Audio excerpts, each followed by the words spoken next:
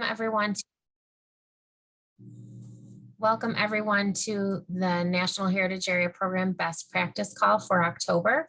This presentation is being recorded so that we can share it with colleagues who are unable to join. This platform is about 10 years going strong, but this is the first year of recorded video presentations. So this has been a great way to share out with the larger heritage area community. I want to welcome Claire Sadler from Delaware and Lehigh National Heritage Area in Pennsylvania, and Heather Wickens from Looking for Lincoln in Illinois. Claire will be our first presenter, and then we'll follow with Heather and then questions. So as the presentation goes, if there's a question that you have, feel free to put that question in the chat and we'll address it at the end of both presentations. But that's a way to get your thoughts out at the moment. And also if you have to jump off, answer the question afterwards, and then the answer will be recorded. So again, thank you, and take it away, Claire.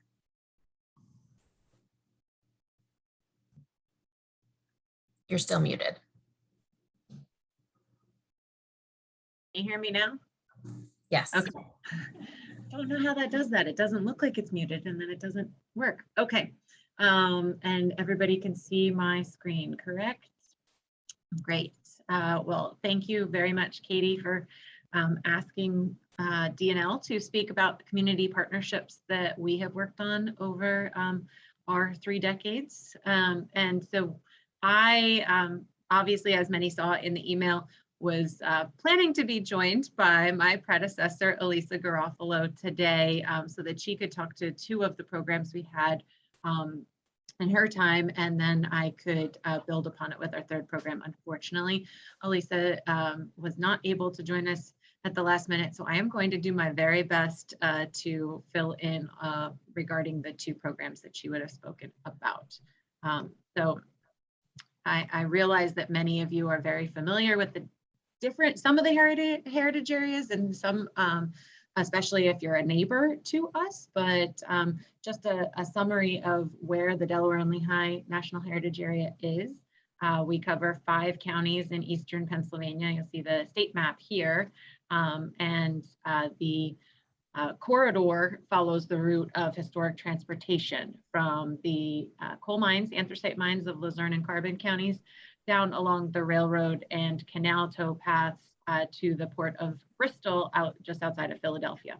So that is our national significance, and we are working to build the 165-mile DNL trail following that historic transportation route.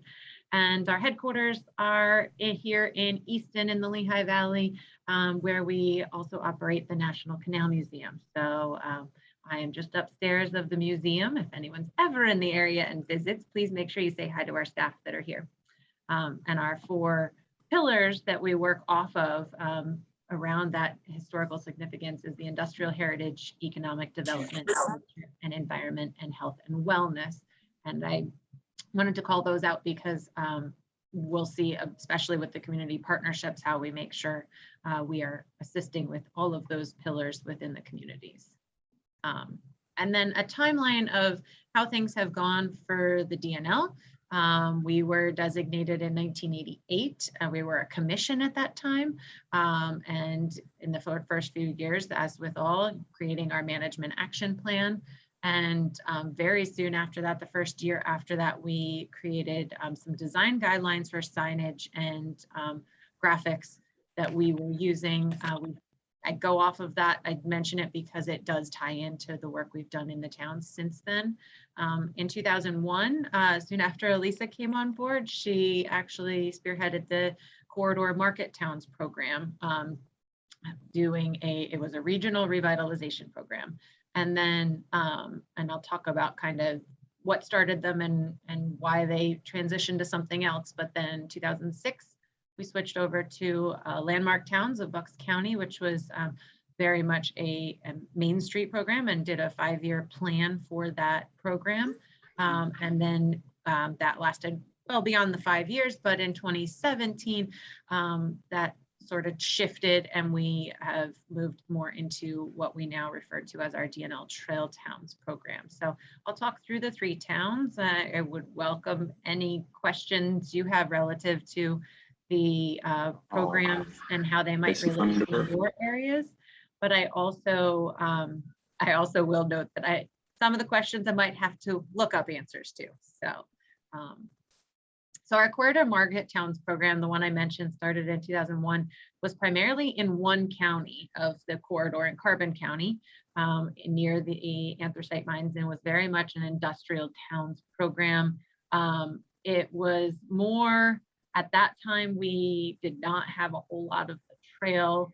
We didn't have a whole lot of the transportation route transitioned to multi-use trails. So it was a lot about the revitalization and heritage development in those small towns, not quite as much focused on the recreation aspect that draws a lot now. And we did some design guidelines and tried to help those towns with how to draw the attention into their main streets and corridors with facade grants, and how to really look at that heritage aspect. But then we did have some reduction in the state funding that was at the time supporting that program, and a private funder spoke up or was eligible for putting funding towards Bucks County program. So we took some of the lessons we'd been learning up in Carbon County and moved south, and developed a program that had 4 towns in it. Now this one we actually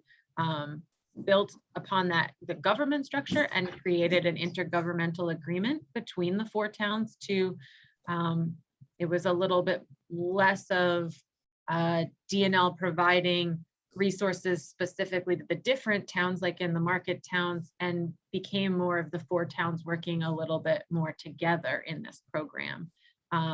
They had each town dedicated 4 people to the board of directors, and then the DNL was the regional coordinator, and it was beginning to be more focused around the economic development and tourism related to both the heritage and the recreation aspects, especially because all 4 of those towns have historic business districts. They were New Hope, Yardley, Morrisville, and Bristol, all along the Delaware Canal in Bucks County. And so I noted that for this one, it was also around the time where building out websites was definitely a key thing to do, and making sure that we had sort of a one-stop shop to promote those 4 towns, allow them to put their events up, and allow the DNL to help be sort of the convener for the meetings, but then a catalyst for the promotion of the towns. We helped with a signage plan that built off of our visually speaking guidelines, so that there was still the individual character of each town, but at the same time saw that continuity. And you'll see an example of how they each had their own town colors, but then the landmark towns of Bucks County was the continuum. And I would say, from looking back on it and trying to learn, that this was also when we started to really dive into some of the market data. The Pennsylvania downtown centers, we brought them in to offer a workshop for the towns on what the zip code and market data was and how to best use that, because we were seeing that a lot of times the towns knew what they had going on right in town, but not the broader context and market data that might have helped them to draw more folks in. We also started to implement trail surveys through the Landmark Towns program and have built upon that a good bit for the Trail Towns program. However, as with everything, change comes along. And for the Landmark Towns, what we saw around 2017, now we'd had three separate coordinators at the DNL throughout that time, starting with Elisa and then 2 others. And we found that the towns, some of them were facing some budgetary constraints, not able to put in their small portion of the match funding that then we leveraged to make sure that we could bring in more funding for the whole program. And they had changed their priorities in some ways, and some of them really wanted to focus only on their town area and break away from the intergovernmental agreement at that point. So we kind of reassessed internally, and that is when we moved into looking at, okay, what are our goals for how to work with the different communities? We do have just the ones in the 5 counties that the DNL Trail touches. We have 52 communities, municipalities, and villages that we work with. But then obviously many more throughout the 5 counties. And so we wanted to really dive into what is our goal and how can we be most helpful. And so we looked at really focusing in on the communities and their investment into the trails and how that would then benefit to their residents, but also their economic development from the tourism aspect. And how could we help them create or increase their local capacity, as you can see here. And so we had a new staff come on at that point, and really was a data scientist as well as a recreation and biology, and had all of our conservation and recreation background, but really took to a process of making sure that we had steps that we could provide, but they had enough flexibility in those steps that we could work through this process with many different types of towns, sizes of towns.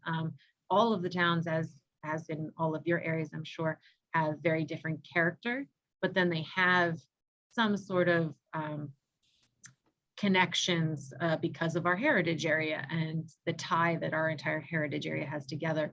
So we adapted what we had been doing and tried to come up with this process that then could be adjusted as needed for the different towns.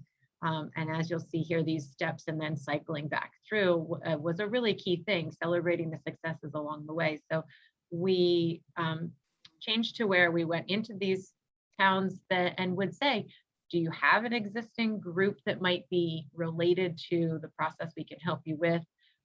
If you don't, do you have a group of community leaders and volunteers that might be interested in this?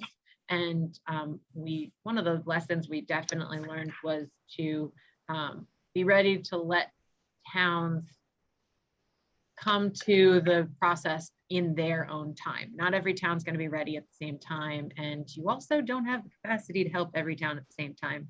So really being flexible and looking at where the needs are and where the towns are ready for help and asking for help. So we would go in there and identify, who can we work with, because we can't lead every town. Who can we help to empower, and have a meeting with that town and that group. One time it was, we have a Bowmanstown Area Residents Connected, was a group of residents that just like to do things to beautify the town and keep all of, as it says, their residents connected. And so they were a natural group that was interested in taking on the Trail Town process. And so our Trail Town coordinator went and met with that group, talked about what are their goals, what is special about their town, what have they been noticing, and did a self-assessment. They would actually walk around the town and say, and we have forms. I actually am pretty positive they're on the website, the link that I'll have at the end, but walking through the town and really seeing what the needs were, where there's already really good resources for trail users and the residents, and where there could be some action items, and then setting a plan of objectives and actions.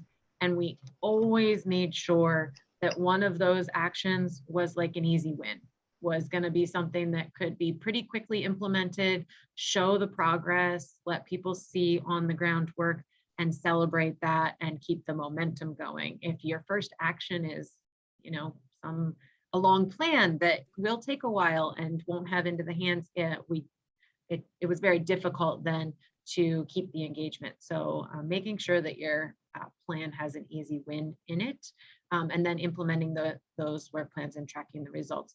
One of the things that some of the towns have taken on is this is an image of one of our cards handy here, that they created for the town, and then had the mile marker symbols for where along the DNL trail they fell. And then on the back listed trail access points, food areas, and highlighted extra in bold the businesses that were trail friendly businesses through a separate program we have, and then shops and services.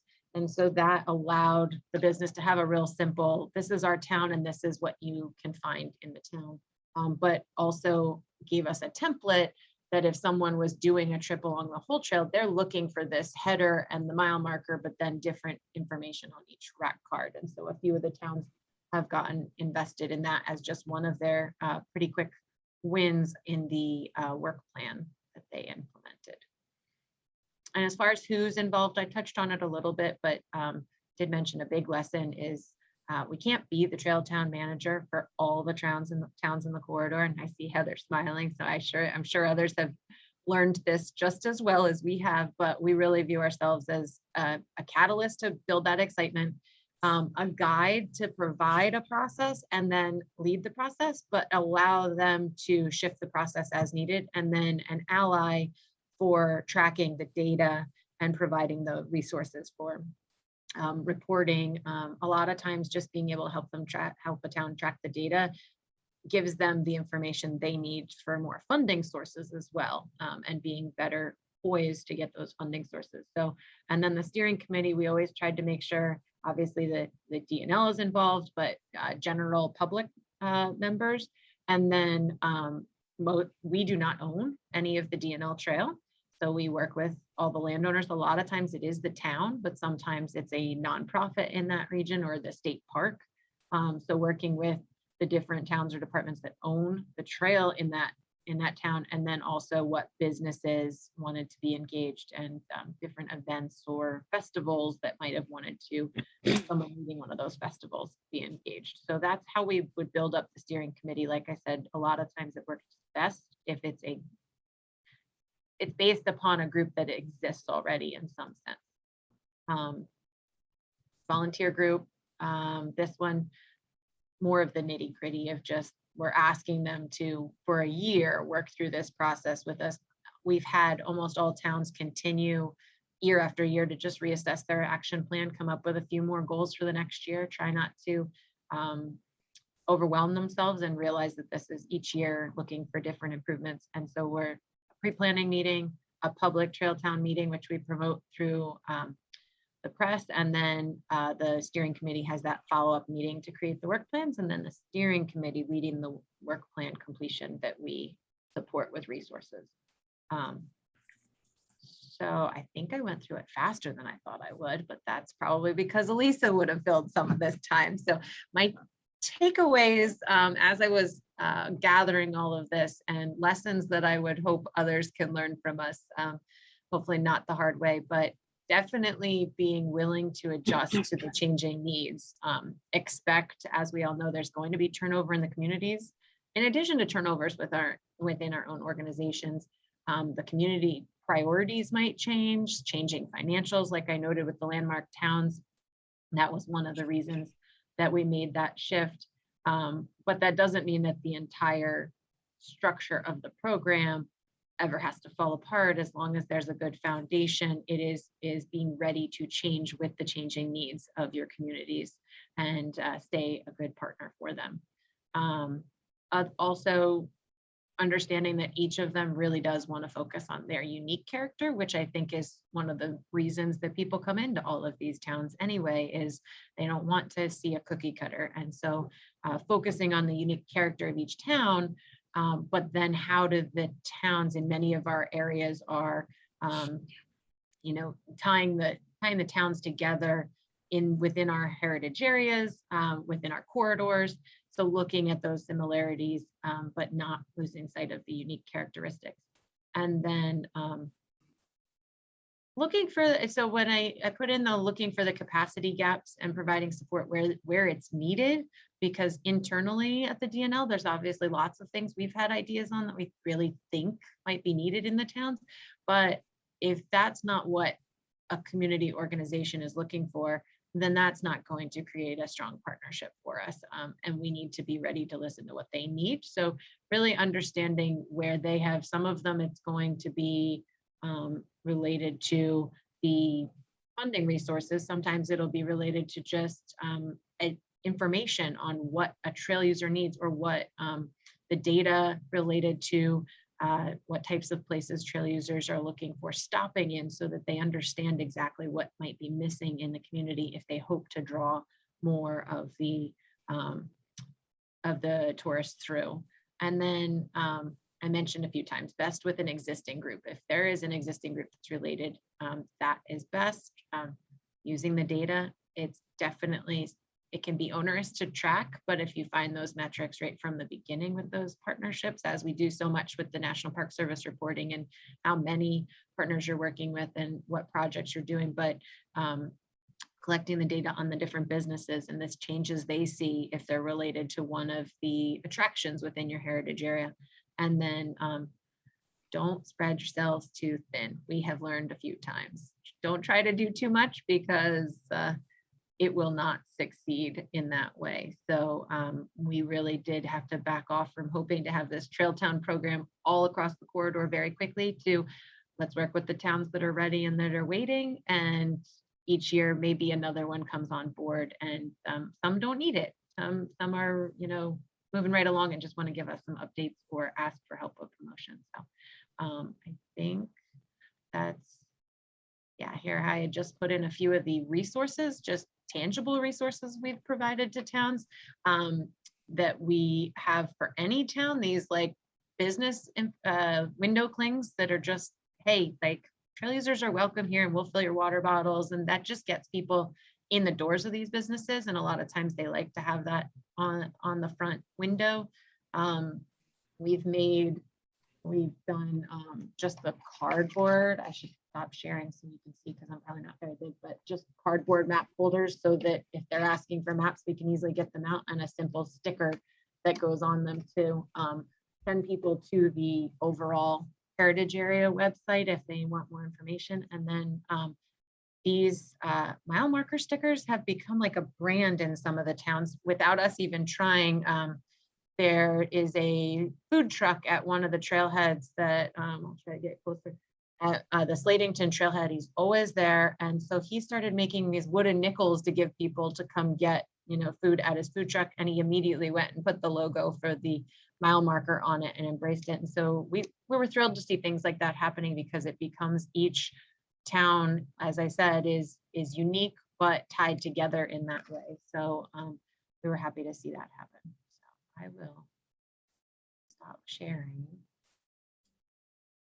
I'd love to know if I didn't see anything in the chat, but if anyone has any questions, feel free to unmute, and happy to take any questions. I hope some of that is useful information for your areas. I think, Claire, we were going to do questions at the end of okay. Sure, no problem. But for those that have the question percolating right now, throw it in the chat so that you don't forget your question later. I know that happens to me sometimes.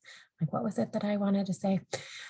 So we are going to pass it over. Thank you, Claire. That was excellent and really thorough. And I was taking notes and really enjoyed hearing the evolution. And I think Heather, as she was nodding, will echo some of those same themes of challenges and struggles, and also celebrating successes. So Heather, take it away. Yeah, I will say, Claire, that you're going to see some similarities. It's different, definitely different, but I was just like, yes, I understand what you're saying. So hello, everyone. Heather Wickens, Program Manager for Looking for Lincoln in the Abraham Lincoln National Heritage Area. And I'm going to share a little bit about the Abraham Lincoln National Heritage Area and our community designations program. And just for some background, Looking for Lincoln started as a heritage tourism project in the late 1990s. And the program was started really to foster heritage tourism and around Lincoln's life and times. And we were a heritage tourism project and then a nonprofit for about a decade before we were designated as the Abraham Lincoln National Heritage Area. And as you can see, we are quite large. We cover 43 counties and we work directly with 29, and we have 29 designated Looking for Lincoln communities. So one of our challenges is our geographic size. We cover roughly about half the state of Illinois. And so one of the questions that I like to ask is, well, with our limited amount of financial resources we have, how do we make an impact? And we do this by working with specific communities. And so we work with communities for several reasons. First, when Looking for Lincoln first was started in the 1990s, even before we were a national heritage program, they actually started designating communities on their own. They had a whole process the organization did for designating communities. And it was a way to get their limited resources into communities. And when we became a national heritage area, that designation program was rolled into the management plan. So it's in our management plan. And another aspect is that working with a community allows us to work with various groups within that community.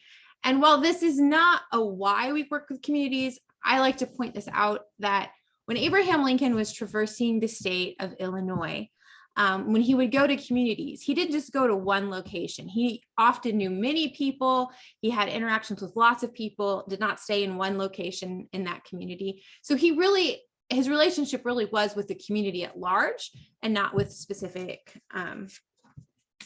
organizations. So before I launch into our designation program, I thought I'd share a little bit of the opportunities that we provide to Looking for Lincoln communities, because they're, what is the reason that these communities decide that they want to be part of our organization or they want to actively engage? There has to be some motivation. So I wanted to cover a few of our opportunities. First is marketing and promotion. So you might have seen Flat Lincoln. I know he's come, I think, to Alliance meetings in the past and has been on Facebook a lot. So this is one of our most popular promotional efforts that our communities love. We have life-size Flat Lincolns. We have mini Flat Lincolns. Flat Lincoln and Fido go on road trips on social media campaigns to promote different attractions in communities and different sites, and to really get people to, oh, look at this town and look at all the fun Lincoln and non-Lincoln things there are to do there to get people to explore the heritage area. We have a very robust website that we just completely redesigned in the last year that is very visitor specific, that drives visitors to the sites.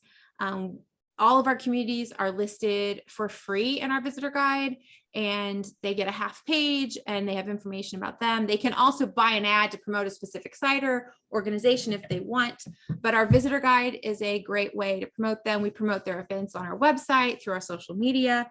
So, and this is something that our communities wanted basically from the time we became a heritage area, and even before that. Promotion and marketing is something that we can boost them, and they can get more they can get more attention through partnering with us than if they do it on their own. And additional opportunities, and these are more along our programmatic lines. We provide signage. We have we utilize the Passport to National Parks program. So all of our communities have a passport location, at least one. Some of them have more than one. We provide funding to bring Lincolns to their communities for like community events. We have traveling exhibits. We provide technical assistance to communities. We have a Looking for Lincoln Signature Events program in the past, where we've helped promote events that are very Lincoln centric and provide them with some funding for those things. So these are all opportunities that communities have access to if they participate in our community designation program. And we have currently 29 designated communities, with our most recent community coming on board earlier this year. I'm going to talk a little bit more about that later. So what is the Looking for Lincoln designation program? So as I mentioned, prior to us even becoming a national heritage area, there was a designation program in existence. However, and I was not at Looking for Lincoln at this time, and this is kind of as we were building the current program, I learned this. There was some frustration by individuals or communities that had really wanted to be part of Looking for Lincoln, but it was it wasn't as clear cut as they would have liked. And there was some frustration about if they did this and they thought they could be a community, but then they were told there was potentially additional steps. So, so one of the things we did shortly after we were designated as a National Heritage Area was to kind of simplify, I will say, the designation program, make it as easy as possible. Everybody can understand. It was incorporated in our management plan as well. And to be honest, the one on the management plan was very, I won't say complicated, but it had lots of steps, and we were a very small staff of 3. So one thing I would say is that make your designation program as simple and as straightforward as possible if you're going to do a designation program. So what we did was we worked with an ad hoc group of communities that had already been in our designation program, as well as some communities that had wanted to be part of it, had actively tried to participate, but hadn't quite made it to that designation, to kind of hash out the program that I am going to outline for you. So it took a year. It was a process. We worked very closely with community partners, and we'd have meeting after meeting, and I'd work on what they say, and we'd go back and they're like, yes, this is what we want, or no, we don't like that. So I'm not going to go into all the details, but basically I think the key thing to note about our designation program is that we do not go out and actively recruit communities. Kind of like Claire was saying, you have to pick and choose. You have a small staff, you have limited resources, and we have 43 counties, and it's a lot. And a lot of communities could participate in the program. It's just they don't all choose to do so. So we wait till they approach us. And one of the reasons we do this is there really has to be a lot of community interest, and there has to be a lot of support for this work. So often we'll get phone calls and I'll send them the information, and then they may say, oh yes, we want to move forward with this, and it works out. And then sometimes it's like, wow, there's actually steps involved and there's things you have to do. So I just bear that in mind, that you really do need to work with partners that are very invested in working with you. I think that would be something that I would take away. So I'm going to give you a snapshot of our designation program. So the very first thing we have them do is form a working group, which I'm going to explain a little bit about in a minute. Then we have them complete our emerging community application process. We have them complete a community self-assessment. We have an ad hoc committee of individuals who comes when we think that community is ready to be designated, to kind of be a visitor in the town and review the community. And then it goes to our steering council, which is comprised of other Looking for Lincoln communities and a few other organizations, for them to basically affirm the decision of the ad hoc committee. So there is a process, and it seems a little overly complicated, and it's not. It actually goes, there's like, you do this step, then you do this. So the working group, if you look at this picture, this is what I will call the ideal of everybody who should participate in a working group. It is not reality. These are the people that can be invited to participate in a working group, and many working groups do have lots of different representation from their community. When we first meet with a group that's interested, we tell them that you can form a completely new community group based on this. Or if you have an existing group, perhaps you can add, like if you already have a tourism group and they work with sites, maybe you can add some like people from the city or from preservation or different things to your group. But what I basically boil it down to is that you need the right people in your group to make this work. We would love the most support possible in a community. And at the end of the day, the real question is, are the right people at the table to move this project along? And so we work with our communities, and in some communities, we have robust working groups. They have all basically representation from all of these categories. And in some of our groups, it's primarily driven by our Convention and Visitors Bureau, with a smaller kind of group that helps guide them. I mean, I would love to say that there is a one size fits all working group, and that is just not true. And one of the things we have this group do once they've decided they want to pursue the path of designation is they have to fill out an application that kind of gives us basic information about who's on their committee, information about their Lincoln story. I mean, this is very basic information. It's not terribly complicated. And then we ask them to get a letter of support from their mayor or city council, depending on how their community is run. And then the other thing we have them do is complete a memorandum of understanding. And when they sign that, they become what we call an emerging Looking for Lincoln community, which means that they are actively working towards community designation. And basically the reason we have them sign a memorandum of understanding is so that the community clearly knows what their responsibilities are and what our responsibilities are. And I have found that this is a very useful document because it clearly says, we're going to do this and you're going to do this. And if there's turnover or things, you can say, well, back here, we agreed to do this. So I would highly recommend having some sort of memorandum of understanding or agreement if you're going to be doing a partnership or a group. And I will say that when they become a designated community, we have them sign a new memorandum of understanding as an official Looking for Lincoln community. All right, so the next step is a self-assessment, something Claire also kind of talked about a little bit.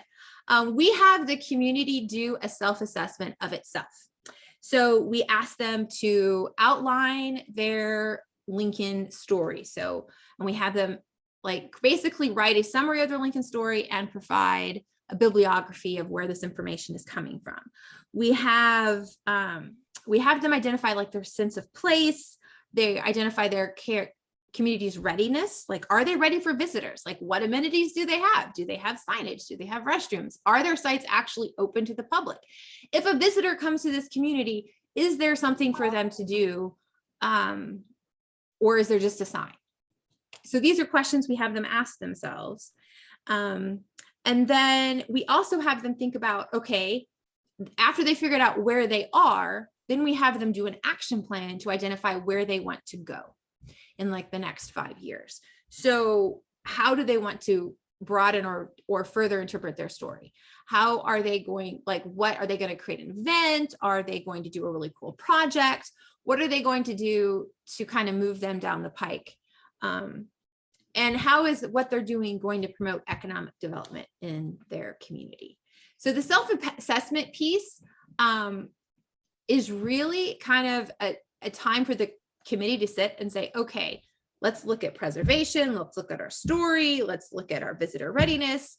And then the key piece for all communities and how we know a community is ready is if they are actively telling their Looking for Lincoln story in a way that is consistently available to visitors, which means they need to either have one or more sites that are open regularly to visitors that tell the story.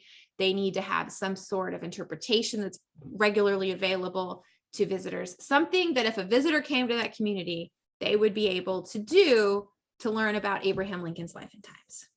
And so the example that I'm going to use for this is the latest community we added, Macomb, Illinois. Now, the very first time, and this was like right before COVID, like we were meeting with them before COVID, and this beautiful picture, it's called the Lincoln Topiary with the flowers and the beard. We went to a meeting and I had just finished explaining all of this and like, oh, we want to create this really cool topiary. It'll draw people to our town. And I said, well, yes, it might, but that does not actually actively interpret the story of Abraham Lincoln's time. It's like a really great photo op and it's really great. And it is very unique. And if it was on Route 66, it would definitely make it on the list of really cool things. But it doesn't actually interpret their story. So what they did, and this is what the picture on my left is, of Lincoln pointing to the sign. It's really small, but there is a little QR code. And these panels are scattered around the downtown at actual locations that Lincoln visited.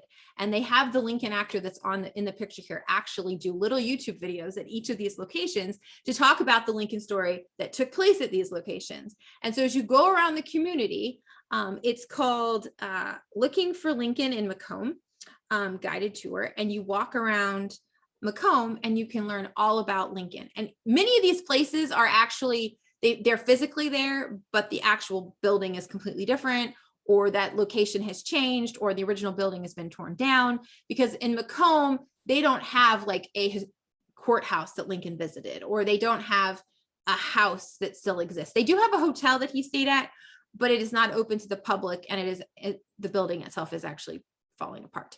But they have this really cool story. So we worked with them to be able to actively tell their story in a way that was accessible to visitors. And it is really a really great story because it communicates with them. And they live in a college town, so it's very accessible to college students and their families if they're looking for something to do when they're in town visiting. So once a community has gotten to the point that they're actively telling their story and they've developed their action plan, then I'm the primary person who works with these communities. So I will have conversations with the community, and when they are confident that they are ready for a community visit, and I am confident that they are ready for a community on-site visit, we actually pre-COVID take a visit to community. And this was the last one we did before COVID. It's very different than when we did during COVID, and I'll explain that in a second.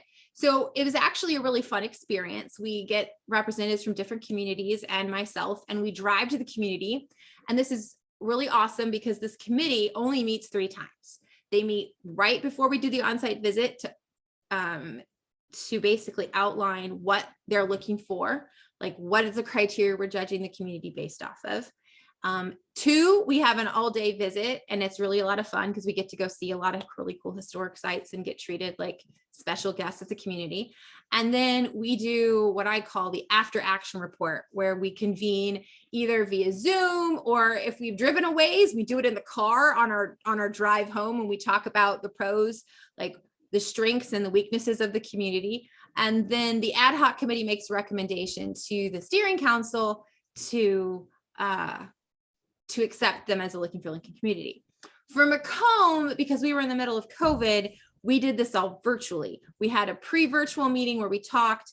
Then Macomb did an online presentation and showed us a video, and we got to go on and do the tour remotely, because you could do it remotely, and do things like that. And then the committee also met virtually. It was not as much fun as going and having a special day in a community, but it was successful, and it still it was still worked really, really well. And if you are interested in all the criteria, I have it all, and I would be happy to share it with you.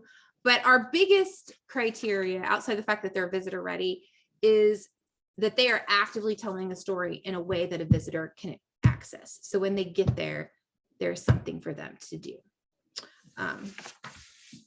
All right. So successes. Since this program was launched in 2014, we have added 7 new communities that have been designated. And one of the great things about this program is, as they're going through this designation process, we get to know the members of the community and the group really well. They become actively engaged.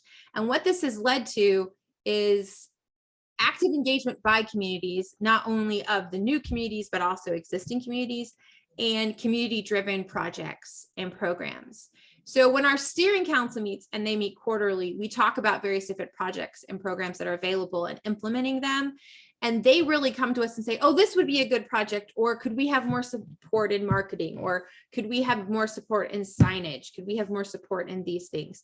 And so a lot of the stuff we do is driven by the needs of the communities. And when we are developing any project or program across the board that Looking for Lincoln does, we work with an ad hoc committee of people from the steering council.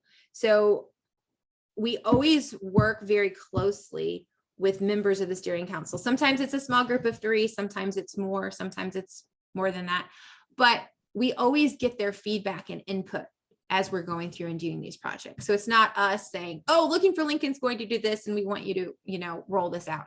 It's very much a participatory process. Challenges, because, this is a best practices call. So not everything can be rosy.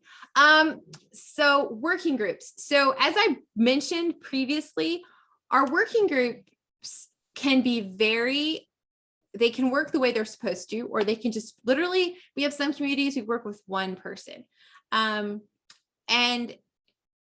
that can be a challenge, because this person might have a reputation in that town, but they've been actively engaged with Looking for Lincoln forever. And it's just like, that's the person you have to work with, because that's the person that you have. Other times you have a lot more buy-in and a lot more participation. One of the downsides of working with a working group, if you have a group, but then like maybe there's only 1 or 2 active people and something happens to them, and we had this happen, like one of the key driving forces passed away very unexpectedly, despite multiple times of trying to get this community to re-engage. Like, they sort of participate, but they're always on the fringes. They're not actively engaged with the organization anymore. And the other challenge, I would say, is internal community politics. I know Sarah's on the call, and she would probably totally agree with the statement, which is that Looking for Lincoln is Switzerland. So we do not get into internal community politics. We try to stay neutral, because it's just, there's certain people that will not work well together, and sometimes you need to work with them all. So just, I think that can be a challenge of the system that we have. Is that sometimes there's lots of turnover, sometimes there's internal politics, and sometimes the groups don't work exactly like we would like them to, but we're still getting wonderful things accomplished despite these challenges. And then best practices. So I have 3. Don't reinvent the wheel would be my very first one. If I know that there's like 6, I think, national heritage areas that are in the process of writing their management plan, as well as other communities that are probably in just various different stages of implementation. If there is a project or program that you really like that another heritage area is doing, I would highly recommend contacting them and borrowing from them. There are elements of our designation program, and Candy knows this as host Smokestacks, that I literally adapted from Silos and Smokestacks National Heritage Areas program. And I have borrowed over the course of my time working in national heritage several programs from other heritage areas, basically adapting it to say, oh, this was a cool idea, and how can I make it work in my heritage area? So I would say that a key thing is look at what other heritage areas are doing, and maybe it won't exactly fit what you're doing, but if it's something you're interested in, you can probably adapt the project to fit you without having to like do all of the hard work to get it off the ground. So that's one of the reasons the best practices calls was started in the first place, was to share ideas. Okay, second is that develop relationships with multiple people in a community. I think one of the things that we've learned as we're doing this is the more people you have contact with in a community, the better. Only communicating with 1 or 2 people has its limitations sometimes, especially if something happens unexpectedly to one of them. And last but not least is listen to your stakeholders. In my case, our communities, your partners. Find out what they want and need and support them. And they will support you. So that's what I have. Thank you, Heather. I want to thank Heather and Claire. Sarah Watson, did you want to add anything regarding Looking for Lincoln's partnership program, community partnership? I mean, Heather did an awesome job. Sarah, you're muted. You're muted, Sarah. No, I was saying Heather did a terrific job. The only thing I might point out is, because we're telling the story of a person, it might make our community involvement look a little bit different, because we don't have physical sites that we manage or whatnot. So working with the whole community gives us a chance to work with any museums or Lincoln sites and whatnot, and work on that greater tourism. But other than that, Heather did a fabulous job. Yes.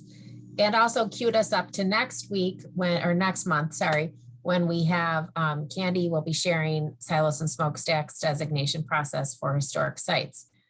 So make sure you join us in November.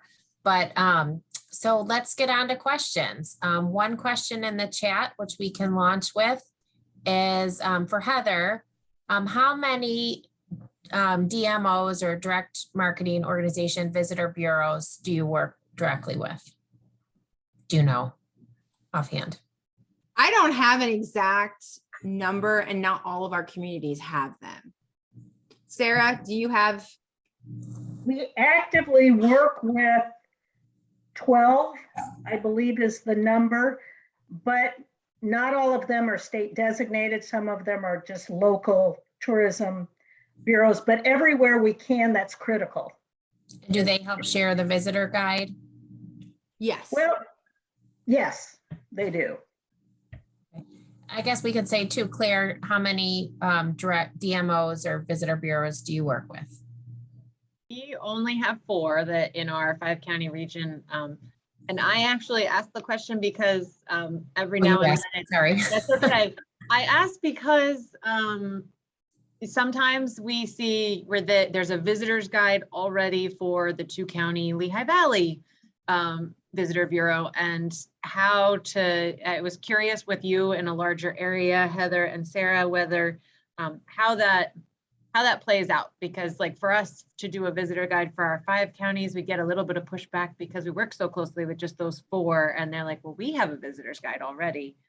Theirs doesn't tie together our story. So wondered how that ties in with your visitor's guide. Sure, and I would say there are probably 20 or 30 visitors guides. There may be a visitor guide for every community, but what we've tried to do is coordinate with them and also make sure that our visitor guide gives each one of our communities at least a half page to do with as they choose. So we try and cooperate. Something else we didn't mention that for us has been gold from a tourism perspective is Route 66 cuts diagonally down through the heritage area.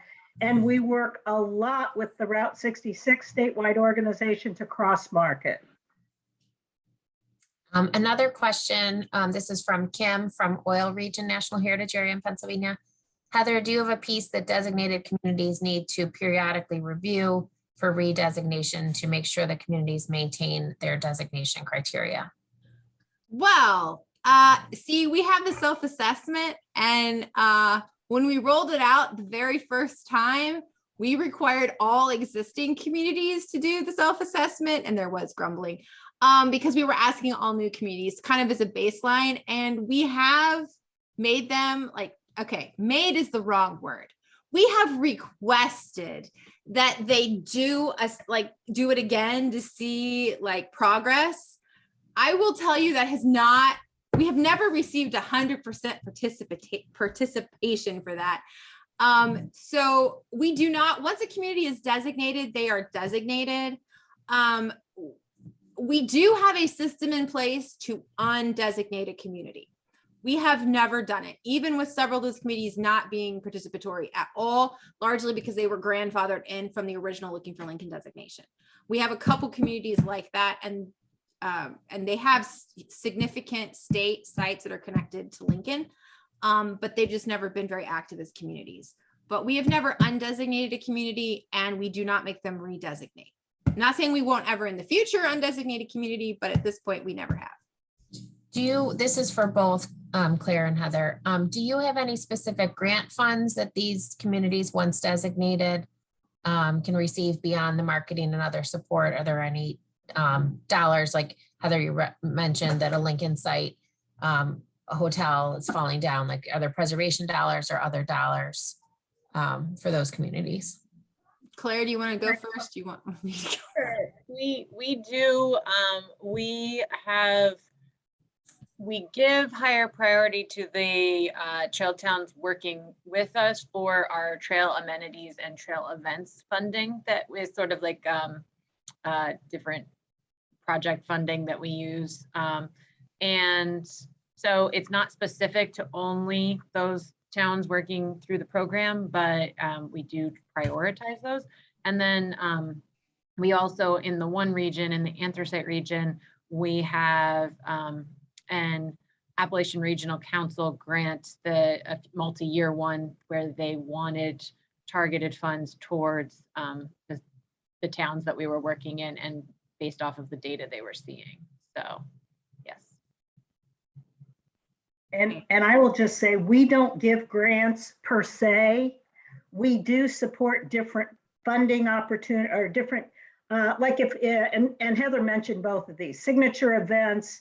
We've had a program in the past where you can apply for funding to help with your Lincoln centric event, and we would donate money toward that if you were approved. And we have something called Bring a Lincoln to Your Community, and that's available to any one of our communities once a year to get up to $750 to pay for a Lincoln impersonator to come to an event. So we've chosen to allocate resources individually on things like that, and then focus on supporting things that everybody can take advantage of. You know, we've got such scarce resources. We're trying to spread them as far as we can. We also actively share, like when Illinois Humanities or Illinois Arts Council or other grant opportunities become available, or if there's National Park Service funds for certain projects, or for the Network to Freedom sites when they have funding. We push this out to our communities. Several, like if when we do that, like a lot of them may not even know about them, and they've gotten grant funding through them before. So I think that is something we provide. I like to think of Looking for Lincoln sometimes as the glue that kind of holds organizations together, or that you're working on one thing and you need help for this, you ask us and we can probably connect you to someone who else is working on that. And we maintain really good relationships with a lot of our state organizations, and then like Landmarks Illinois, who's very much involved with preservation.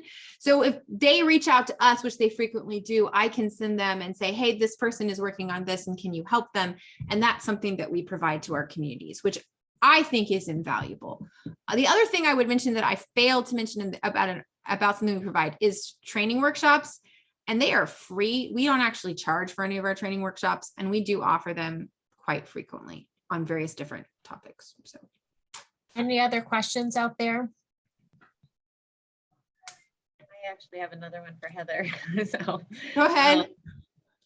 the question about renewing designation brought it up, but do you do any physical signage once a community is designated, or is it mostly through, you know, the publications and the website and things that could be changed if needed? That is one thing that a lot of our towns ask about, like, well, will you be doing banners? Will you be doing this? But ours, we kind of try every 2 years to do a self-assessment again and work with them. So it's a little different, and we haven't done on the ground signage for the community. So signage, as I think Sarah would totally say, is a very complicated thing.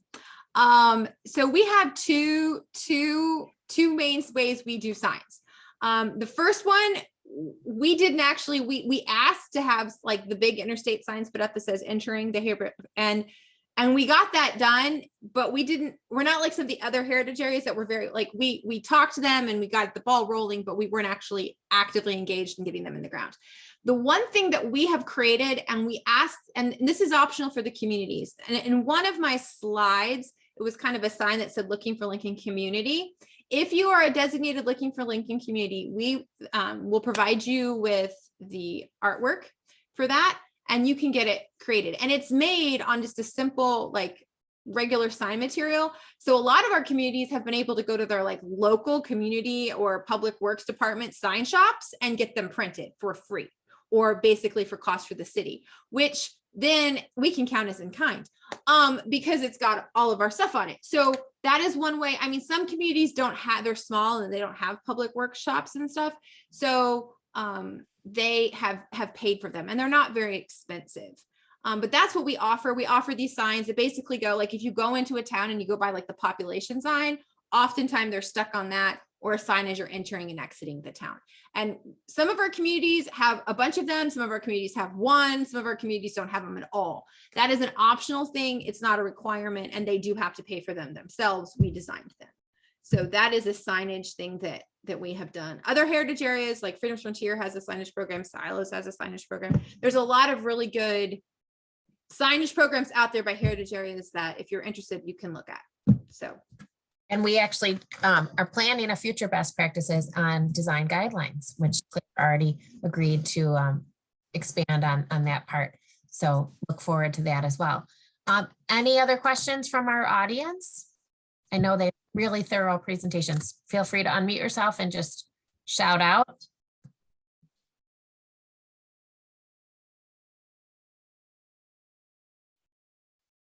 I'm listening. I think we're good. Yeah, well, we have reached 3 o'clock, and I want to thank everyone for your participation and thank our speakers again. Thanks, Sarah, for joining us, and Claire and Heather. This was really excellent. And as I said, November is going to expand on partnerships with historic sites or specific sites. This was partnerships with communities. And then in September, which should be online on YouTube, is partners with individuals in terms of a membership program. So this is part of a big theme on working with partners, and that is a broad category. In December, we will talk about how we define formal and informal partners. So that is part of this theme on partnerships. So thank you again, and thanks always to Heritage Areas for being the Park Service great partner. Thank you to everyone. Bye. Thanks, Katie. Thank you.